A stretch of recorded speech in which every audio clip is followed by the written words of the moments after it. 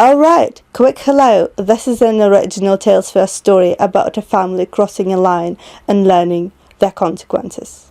Let's begin. I don't care about the child, my mother-in-law said about my 9-year-old daughter. My husband agreed. My wife is not so smart. She will sign what we need. 7 days later, their lawyer called me in a panic because what I signed was... It was the Tuesday 2 weeks before Christmas in Chicago, and my daughter Sophie was still wearing her school uniform when Linda decided to say it out loud. We were in my kitchen, while the oven preheated and Sophie tried to tape a paper snowflake to the sliding door. Linda stood by the island like she owned the place, holding a mug she didn't ask for. Tyler leaned against the fridge with that "everybody relax" face he saved for when his mother was about to get mean. Linda nodded toward Sophie without even lowering her voice. I don't care about the child. Sophie's hand stopped. The tape drooped. She didn't cry. She just blinked, like she was trying to translate what she'd heard into something less sharp. Tyler didn't correct her. He didn't even look at Sophie. He looked at me. Then Linda slid a manila folder across my counter like it was a dessert menu. This needs to be signed tonight. Tyler finally spoke. Emily, just sign it. You don't need to read all that. That was the moment I realized they weren't talking to me like a partner. They were talking to me like an obstacle. And that's when I decided I would sign. Just not what they thought. The first rule in my house used to be simple. Sophie comes first. I said it early, I said it calmly, I said it like it was as normal as taking your shoes off at the door. 2 months after I married Tyler, we hosted a small Sunday dinner. Linda arrived 40 minutes early, let herself in with the spare key Tyler forgot to tell me he'd given her, and started rearranging my living room candles. Sophie came down in leggings and a sweatshirt, hair still damp from her shower, and Linda made a sound like she'd tasted something sour. Is she going to dress like that? Linda asked Tyler, not me. Tyler smiled too fast. Mom, it's fine. Linda's eyes slid to Sophie. Honey, some people don't teach their kids standards. You'll learn. Sophie didn't answer. She just went back upstairs. I followed her, knocked on her door, and found her folding a blanket over her knees like she was building a shield.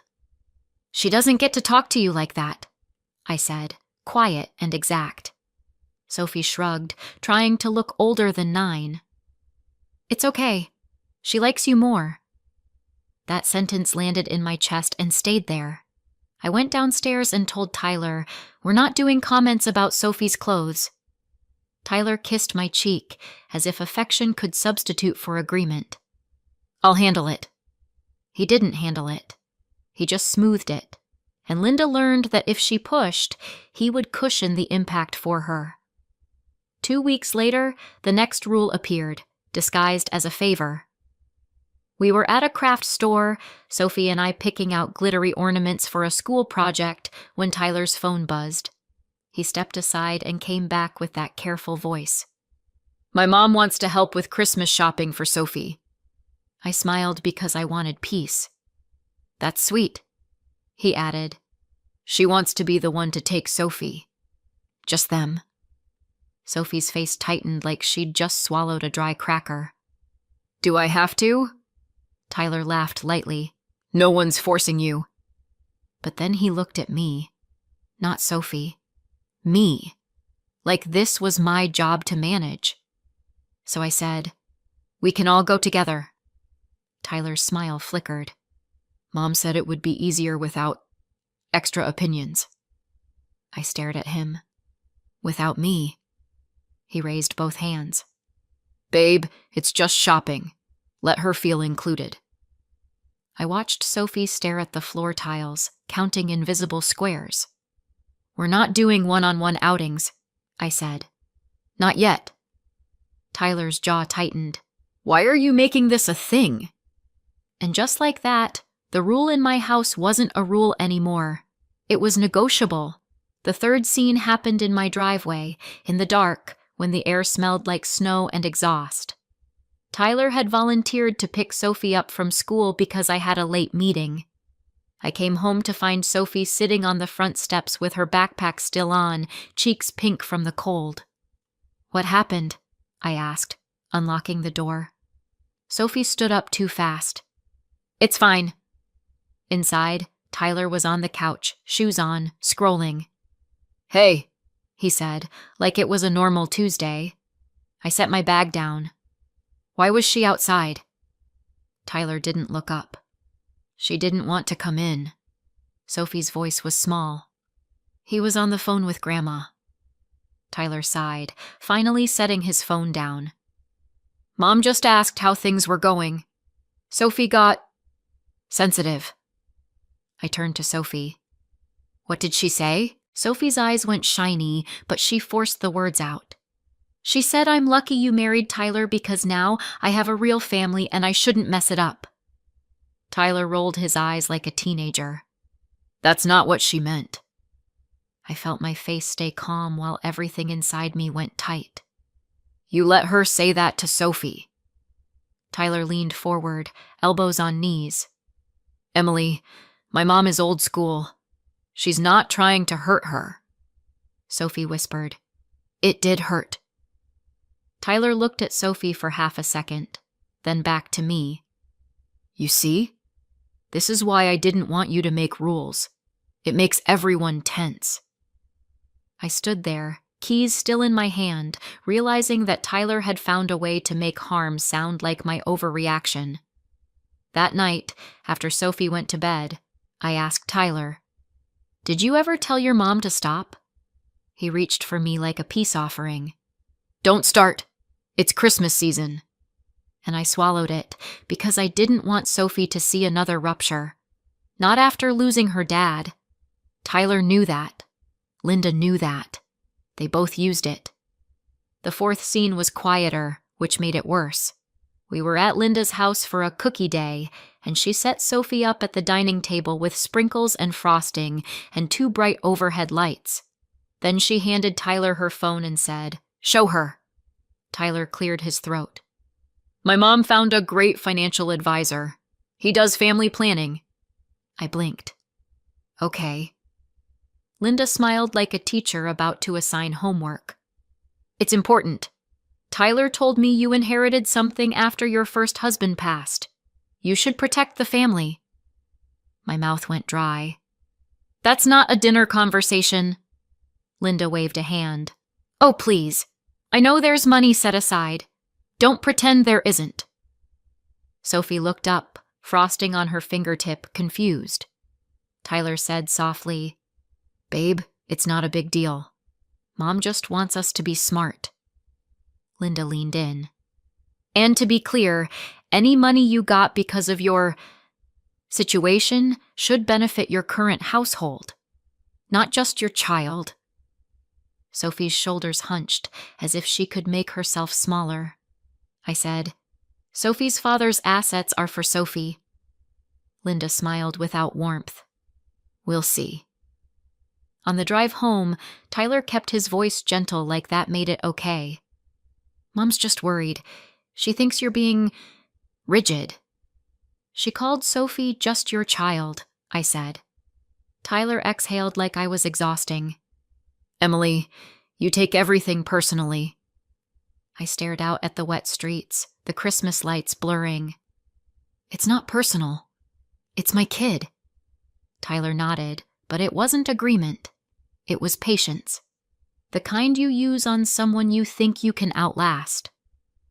By the time 2 weeks before Christmas rolled around, I had learned the pattern. Linda controlled through help.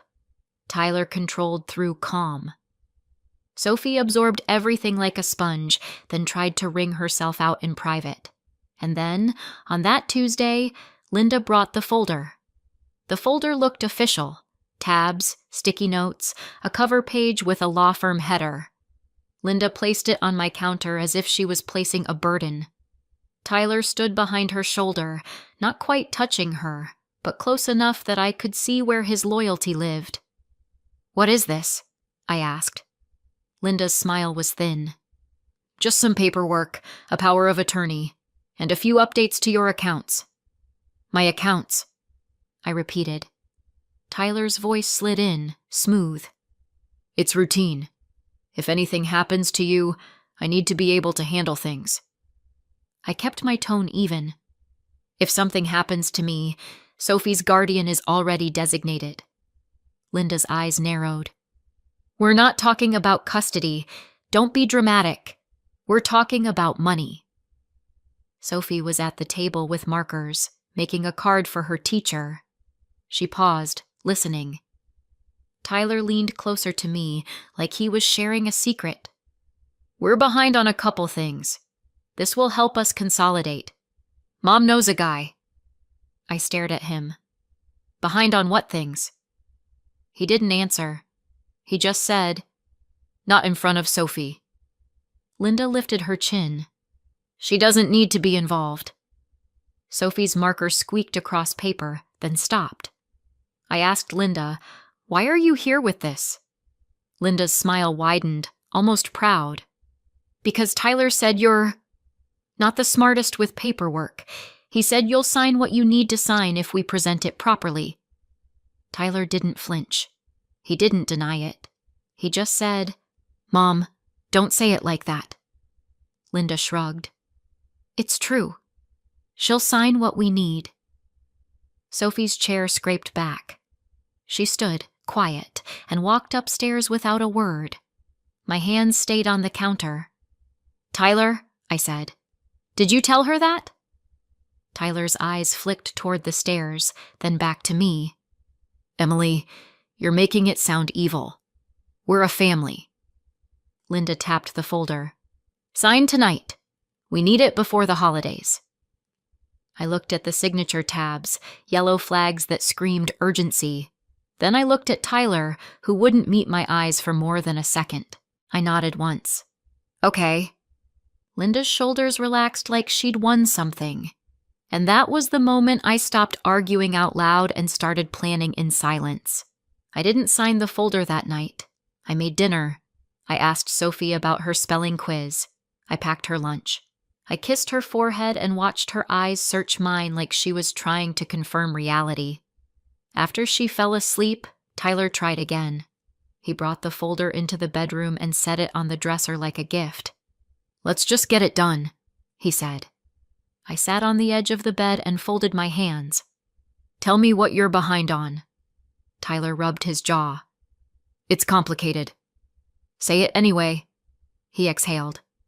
Credit cards, some personal loans, and I took out a loan to cover Mom's roof. I stared.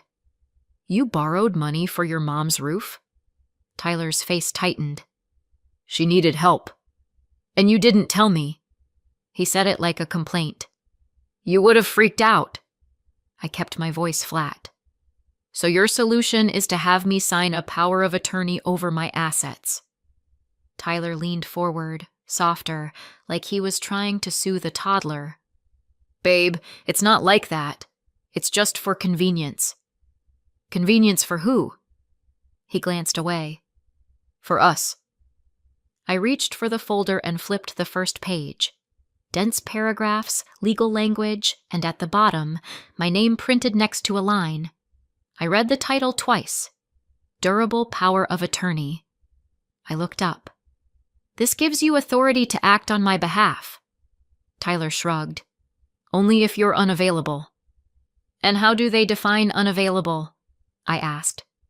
Tyler's mouth opened, then closed. It's standard. I flipped to the next tab. A section about financial accounts. Another about real property. Another about trusts. My spine went cold. Why is there a trust section? Tyler's eyes sharpened. Because you have one. I held his gaze. Sophie has one.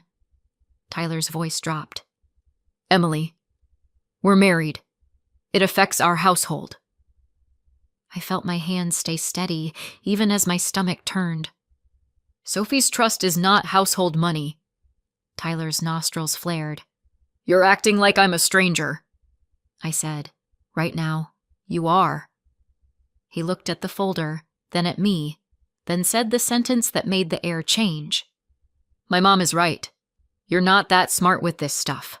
That's why we're helping. It wasn't loud. It wasn't dramatic. It was casual. And that casualness is what made it dangerous. The next morning, the first humiliation happened, small enough that Tyler could pretend it didn't count. Sophie and I were in the car, windshield wipers slapping at sleet, when Tyler called. I put him on speaker because Sophie liked hearing his voice when he was being normal. He didn't say hello to Sophie. He said, "Emily, I told my mom you'd sign today." Sophie stared out the window, jaw tight. I said, "I'm taking Sophie to school." Tyler's tone sharpened. "You always have an excuse." Sophie's voice came out, careful. "Mom doesn't have excuses. She has stuff."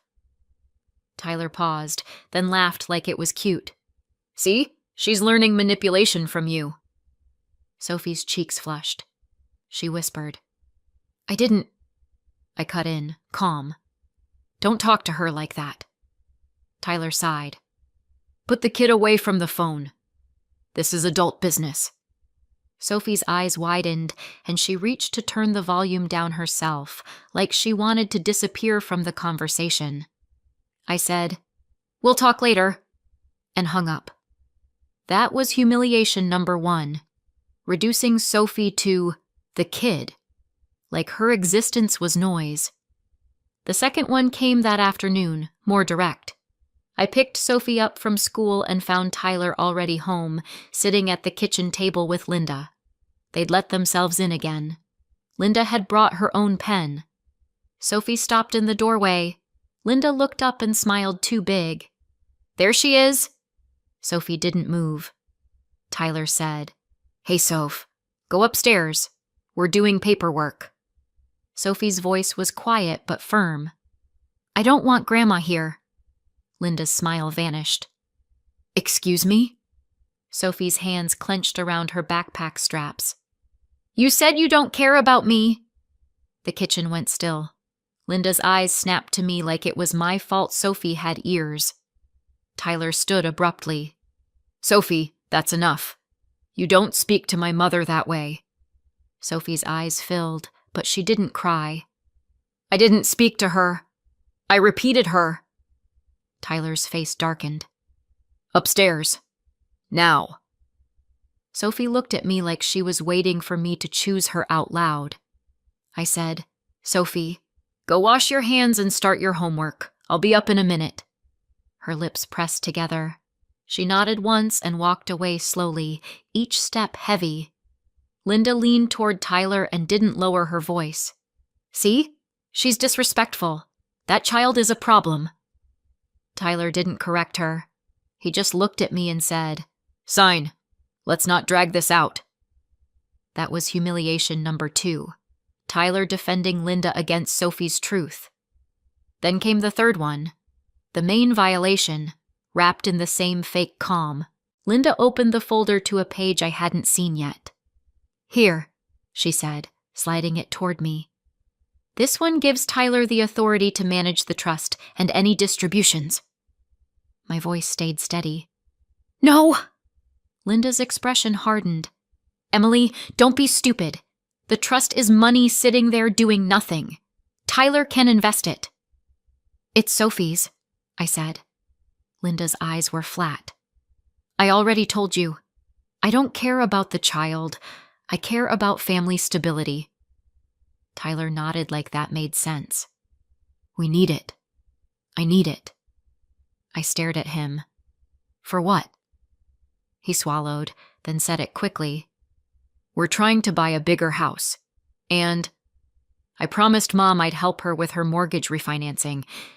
And there's something else." I felt my pulse stay strangely slow. "Something else." Tyler's eyes flicked to Linda, then away. "Just sign."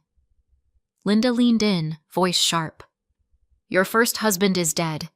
That money isn't doing him any good." My skin went cold. "Don't say his name like that." Linda shrugged. "Truth is truth." Tyler's voice rose just a little. Emily, you're being emotional. I looked at the page again. It wasn't just a power of attorney. It was a reshuffling of authority, a way to step around the protections my late husband and I had put in place. They weren't asking me to sign paperwork. They were asking me to hand my daughter's future to people who openly didn't care if she got hurt. I slid the folder back. I'm not signing today. Tyler's face tightened. Yes, you are. I stood. No, I'm not.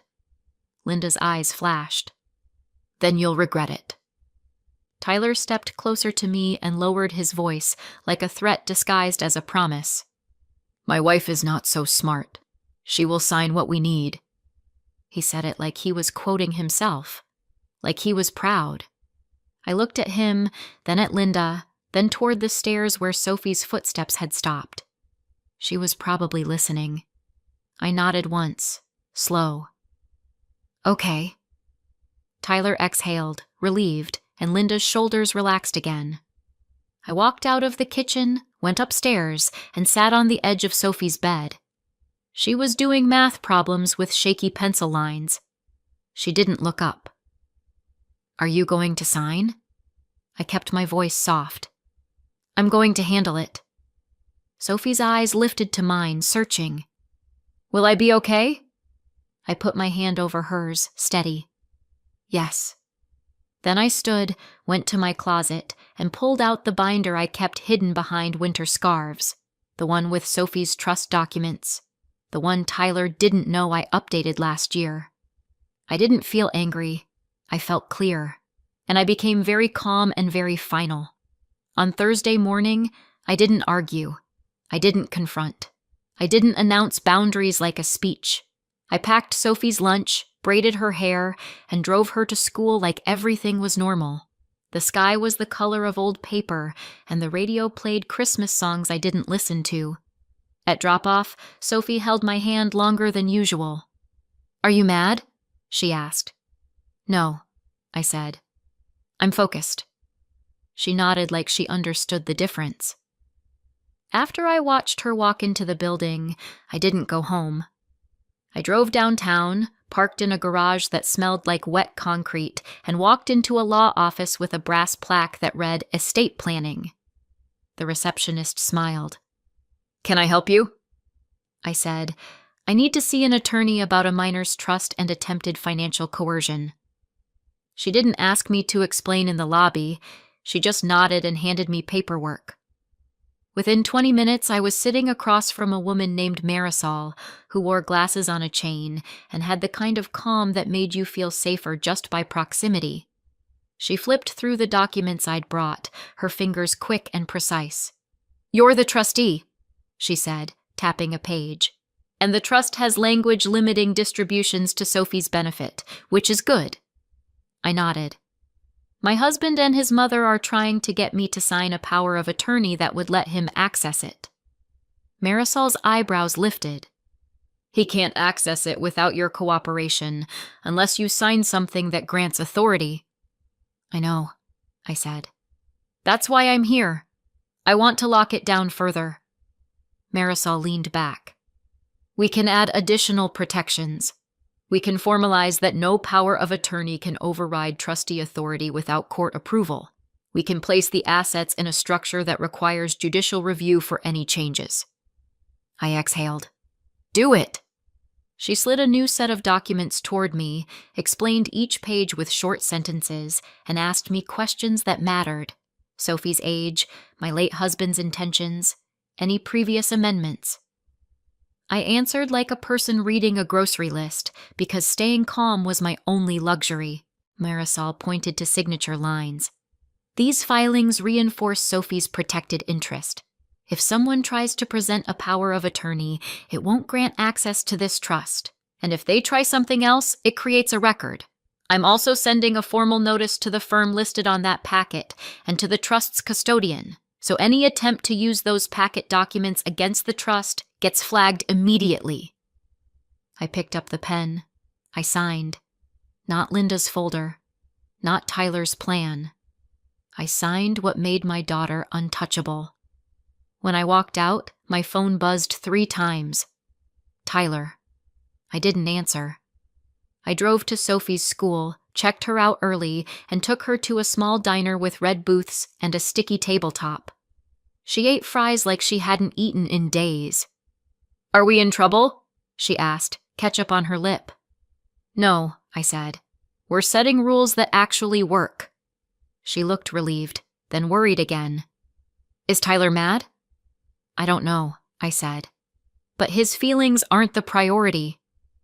Sophie nodded slowly, like she was practicing the idea.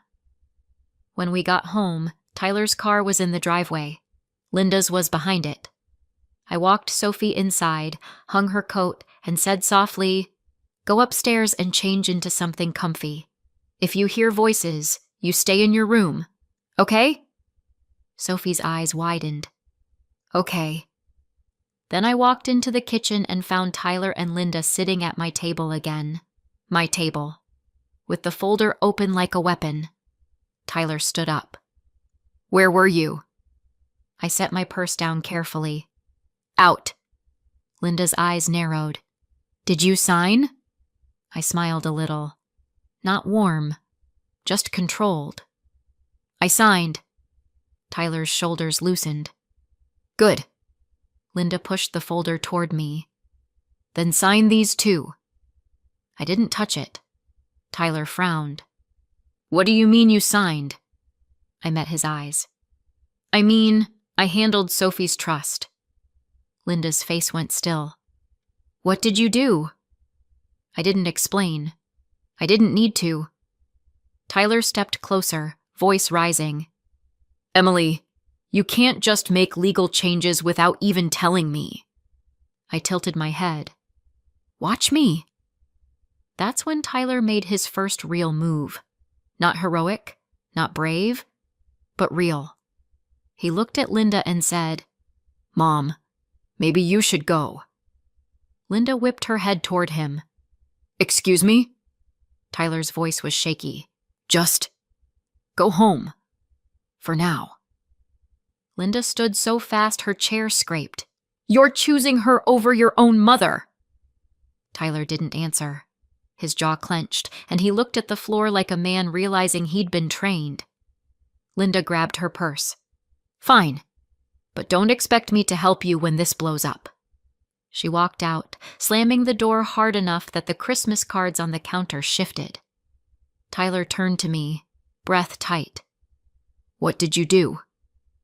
I picked up my phone, opened my email, and showed him the confirmation from Marisol's office. Nothing detailed, just enough to prove action. Tyler's face went pale. "You locked it." I nodded. "Yes." He swallowed. "My mom is going to freak out." I said, "Let her." Tyler stared at me like he was seeing me for the first time. "You're going to ruin Christmas." I didn't raise my voice. "You already did." Upstairs, the floor creaked. Sophie had shifted in her room. I looked at Tyler, still calm. "We'll talk, but not with your mother here, and not while you're still pretending this was help." 7 days later, I was rinsing a mug at the sink when my phone rang. Unknown number. I answered. "Hello?" A man's voice came through, fast and clipped. "Is this Emily?" "Yes." "I'm an attorney with the firm listed on that power of attorney packet. I need to speak with Tyler immediately. There's a serious problem with those documents." Tyler's head snapped up, confused. I held the phone out. He took it. "Yes," he said, voice tight. "This is Tyler." A pause. His face changed again. Confused, then worried, then scared. He swallowed hard. "What do you mean, lawyer?" And I knew the dominoes had started falling. Tyler listened for less than a minute, then pulled the phone away from his ear and stared at it like it had insulted him. He ended the call. That was some attorney." I leaned against the counter. "From where?" Tyler's voice was strained. "From the firm on Mom's paperwork." I nodded once. "Okay." Tyler looked at me, eyes wide. He said they received notice. Something about the trust being protected and any POA being invalid for it. He sounded rattled, like he was trying not to panic. I didn't react. I just said, "He should." Tyler's hands started to shake. Then he shoved them into his pockets like he could hide the truth in fabric. "Emily, why would they call me?" "Because someone tried to do something that triggered a legal response," I said. "And they were sloppy." Tyler's face flushed. "My mom wouldn't," I cut in, still calm. "Your mom brought papers to my house, told me she didn't care about Sophie, and asked me to sign control away. Whatever she wouldn't do, she already did." He opened his mouth, closed it. Then his phone rang again. He answered with a forced calm that didn't match his eyes. "Hello?" This time I heard the other voice faintly through the speaker, fast, clipped, professional. Tyler's shoulders slumped. Yes, I understand." He looked at me like he wanted me to fix it for him. I didn't. He said into the phone, "No, I did not tell my mother to forge anything." His eyes snapped to mine. Forge.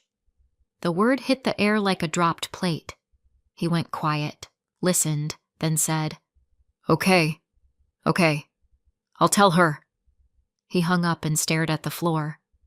"They think someone tried to falsify a signature on one of the forms tied to that packet," he whispered. I blinked slowly. "On what?" Tyler's throat bobbed. "On a beneficiary change. Or a distribution request. I don't know. He wouldn't say much. Just that they're withdrawing from representation and documenting everything." I pictured Linda's confident smile, her manila folder, her yellow sticky tabs. My voice stayed even. "So, the lawyer is backing away." Tyler nodded, swallowing hard. "And they called you in a panic," I said. He looked up sharply, like he realized the sentence matched something he'd heard before. "Emily." I pushed off the counter. "I need you to sit."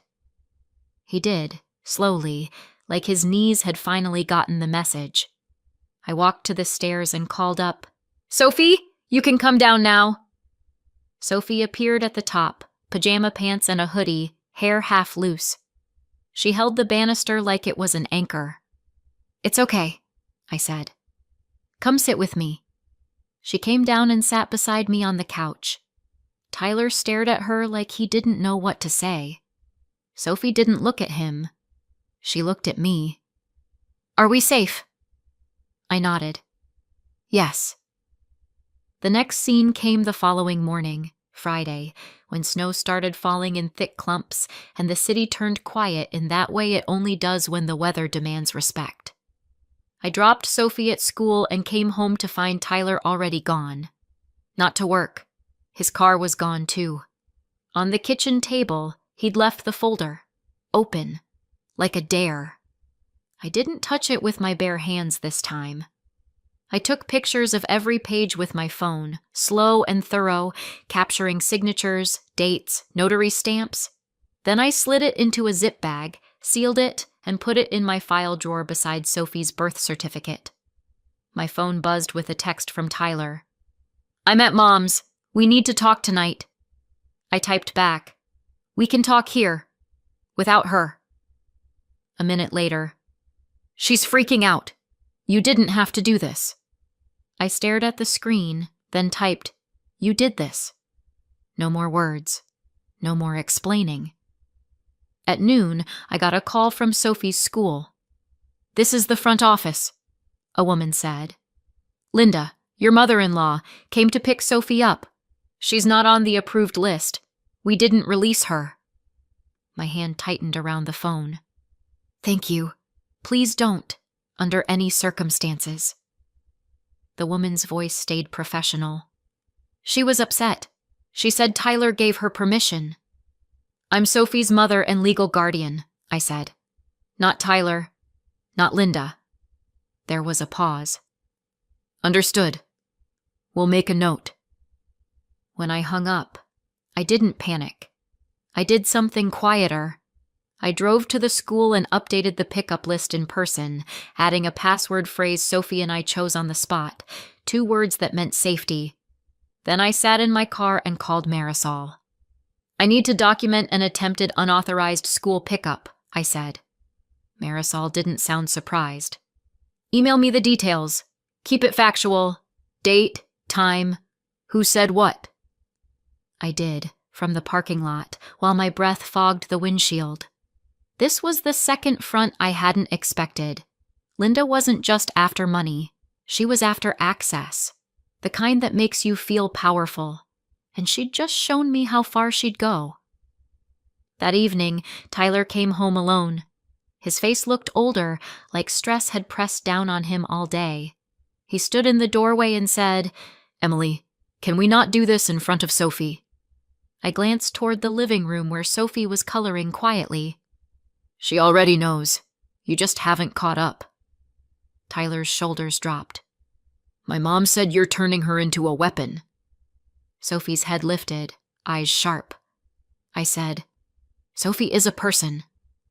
Tyler looked at Sophie finally. "Hey, Soph." Sophie didn't answer. Tyler swallowed. "Mom went to your school." I didn't widen my eyes. I didn't gasp. I just nodded. "Yes." Tyler's face tightened. "She said she was just trying to help." I walked to the drawer, pulled out the folder in the zip bag, and set it on the table between us. "This is what help looks like in your family." Tyler stared at it. "Emily." I held up my hand. "No, listen. Your mom attempted to remove my child from her school without permission. That's not a misunderstanding. That's a boundary violation."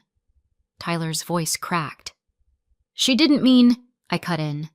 "Intent doesn't undo impact, and it doesn't undo patterns."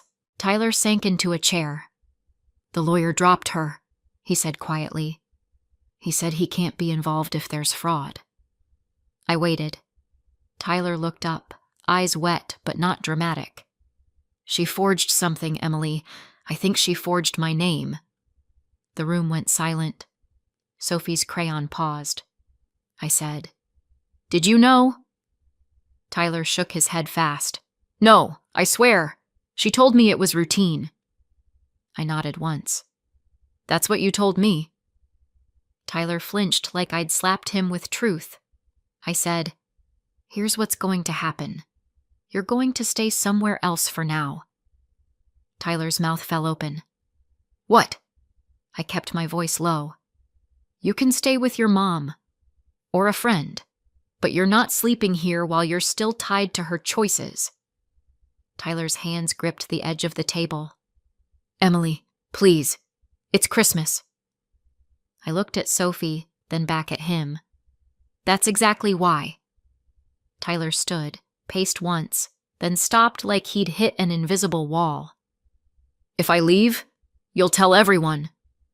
"I'll tell the truth if I have to," I said. "But I'm not running a smear campaign. I'm protecting my kid." Tyler's eyes darted toward Sophie. She stared at him with a look that wasn't anger. It was disappointment. Too old for 9. He whispered, "I didn't think she'd go that far." I said, "You didn't think because thinking would have required you to stop her." Tyler's shoulders sagged. "Can I at least say goodbye?" I nodded. He walked to Sophie, crouched in front of her. "Hey," he said, voice soft. "I'm sorry." Sophie's lips pressed together. "Are you still on her side?" Tyler swallowed. I don't know how to do this."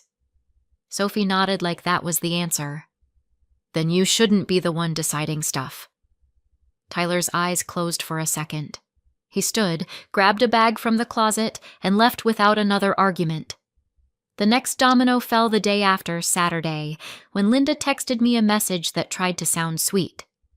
"Emily, honey, let's meet. We can fix this. Tyler is upset and you're overreacting. Bring Sophie to my house for Coco." I didn't respond. An hour later, she sent another. You're keeping my granddaughter from me. I stared at the word granddaughter. Linda had never called Sophie that before. Not once. I typed one message, short and factual. Do not contact Sophie directly. Do not come to her school. Communication goes through me. Then I muted her. By afternoon, the financial domino hit. Tyler's paycheck usually went into our joint account. That day, it didn't. Instead, I got an alert. Tyler had opened a new account and redirected his deposit. It wasn't clever. It was panic. He texted, "Mom says you'll freeze me out. I need to protect myself."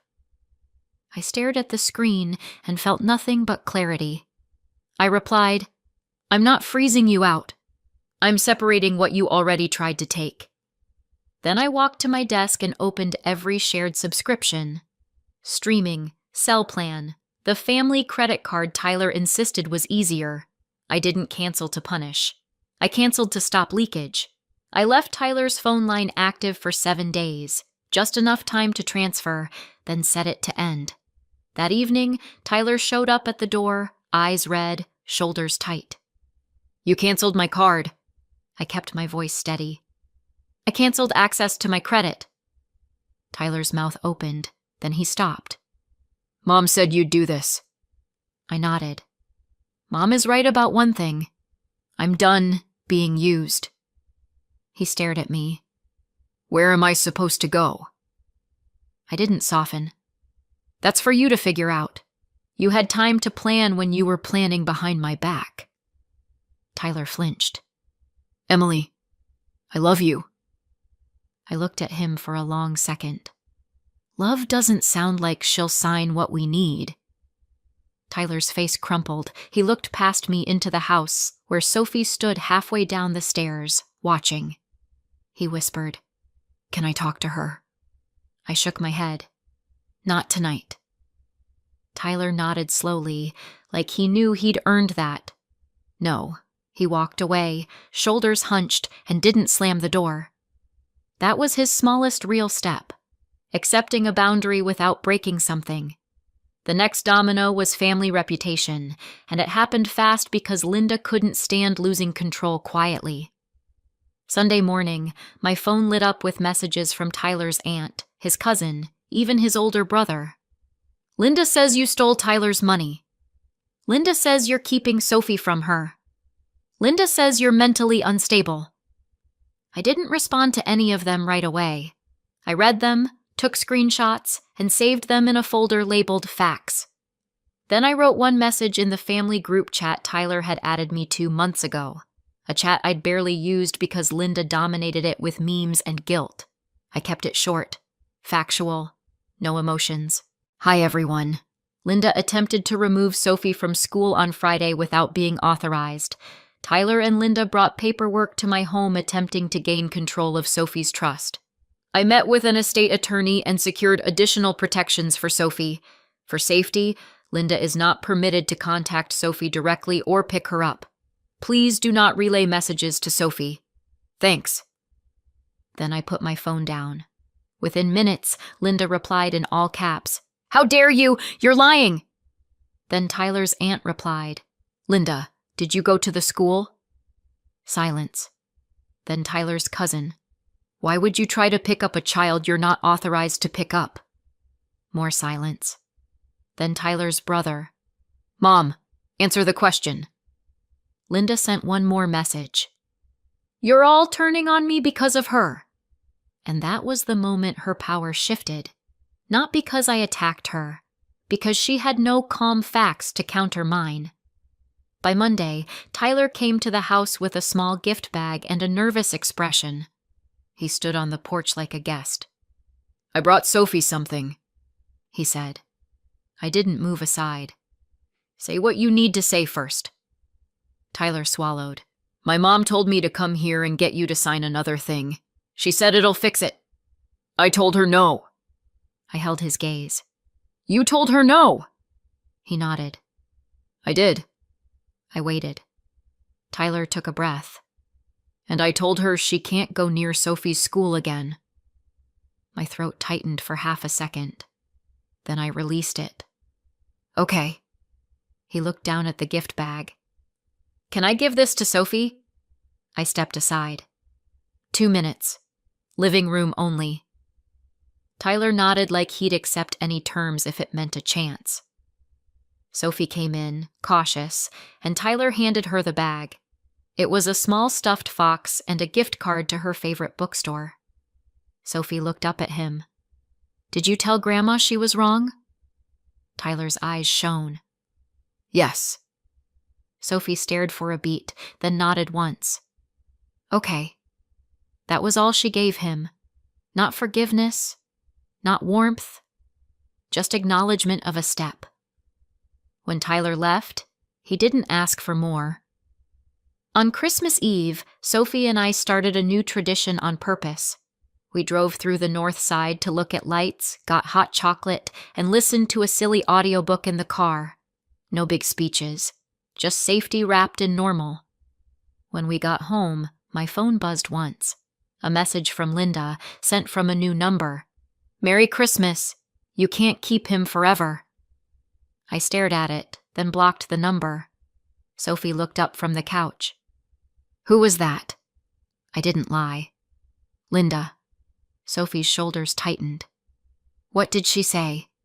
I chose calm honesty. She's unhappy she can't control things. Sophie nodded slowly, then went back to her book. That was the win. Not fireworks. Not revenge. Just a child returning to her own life. A week later, Tyler met me at a coffee shop to talk logistics. He looked exhausted, like someone who'd realized peace costs something. I'm moving into a short-term rental, he said. I'm going to therapy, and I signed something saying I won't pursue any claim to Sophie's trust. I raised my eyebrows. You did that voluntarily? He nodded. Marisol sent it. I read it. I signed. I took a sip of coffee. Okay. Tyler's eyes searched mine. Do you think we can ever fix this? I didn't rush to comfort him. I don't know, but Sophie and I are safe now. That's the foundation. Everything else is optional. Tyler nodded, swallowing hard, and for the first time, he didn't argue with the word optional. When I picked Sophie up from school that afternoon, she ran to me with her backpack bouncing and said, Mom, guess what? I got invited to the art club. I smiled. That's amazing.